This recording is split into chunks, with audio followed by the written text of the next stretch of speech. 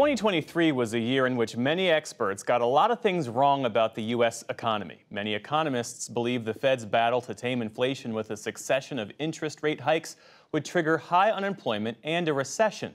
Instead, inflation was cut in half. The economy added more than 2.5 million jobs, and the S&P 500 index rose to near record highs.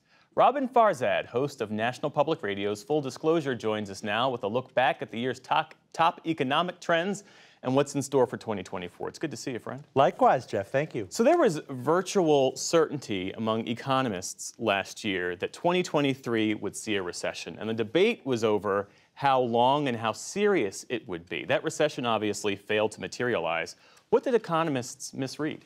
Shows you what a dismal science it is. And we're coming off this, hopefully a once-in-a-generation hit, and the supply chain lockdowns and unemployment spiking to 15% in a week, and then moderating, and Uncle Sam throwing trillions of dollars of stimulus at the problem. So what's going to come out of the other end? There's no neat history book to look at this. And so Jerome Powell's job, I think the conventional wisdom was that if we did have to suffer inflation, the only way to truly kill it was to send the economy into a recession, and potentially a deep recession, the likes of which we saw in the early 80s after that inflation. So the fact that we didn't see that and we're still growing, and yes, there are indices that show continued misery, I mean, it indicates probably a soft landing.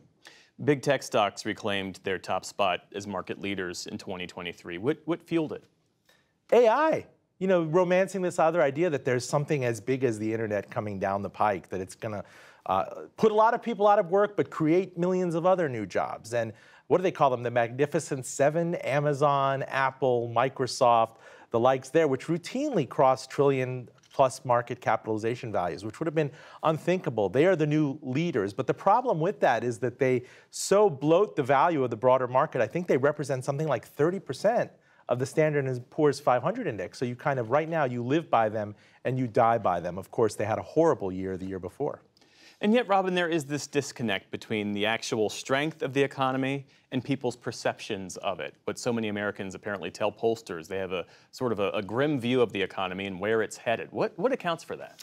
I think a lot of people are still anchored in pre-pandemic prices. You knew what $20, I think $40 bought you at the grocery store, and now you're still indignant that, you know, that carton of orange juice is smaller than it was before, and the price is higher, or what bread or eggs cost, or taking your kids out for pancakes on a Sunday. And you're anchored to that thinking and saying, until and unless we revisit the prices from yesteryear, we are not out of the woods. But in reality, that's not how inflation works.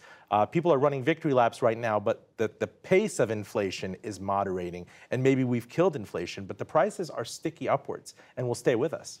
So what should we look for in the weeks and months ahead to get a better picture of what's going to happen in 2024 in terms of the economy? I mean, if we were sitting here a year ago and doing this, I don't remember if we did, would anyone have told you, Jeff, let's look into this crystal ball. 3 of the 4 largest bank failures in history are going to happen in 2023. And I would have said— I almost forgot about that happened this past year. Gosh, who would have forgot? It was a footnote that it happened because of a real first world problem. There was too much money in the accounts and people got freaked out because it might not be FDIC backed. So they started moving it around on their smartphones.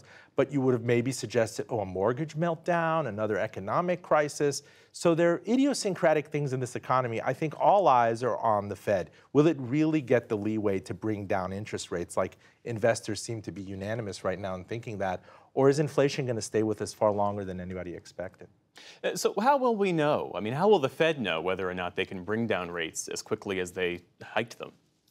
I don't know if you go to a man on the street and say, hey, core CPI's increase is falling, anybody's going to be happy about that. They're going to know that they're locked out of the housing market. They're going to know that a mortgage rate at whatever, 7.5% is still nowhere near the 2 or 3% mortgage they were able to get during the pandemic. But the Fed has its eyes on other indicators. I know in his heart of hearts, Jerome Powell, if he could pull a lever and take, you know, the ebullience out of the housing market, he would do that and not hurt credit conditions, not hurt small businesses. In reality, the Fed controls these blunt instruments, and maybe you don't want to inject more stimulus into an economy that in many respects, go to any airport, any restaurant, any resort, right now is kind of overstimulated. Yeah. What story, what economic trend resonated the most with you this past year?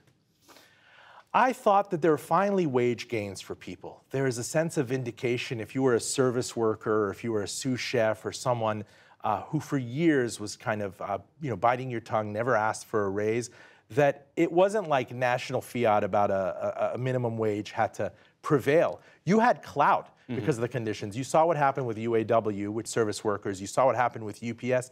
But at restaurant levels, at retail workers, there's this whole understanding again that you just can't automate yourself out of these problems. A lot of people right now cannot beg for workers to show up. The unemployment rate is below 4%. And can you hire people without adding to inflation? I think it's a really tricky thing to do, but there is vindication for people who a few years ago were worth $8 or $9 an hour and now are worth maybe twice that.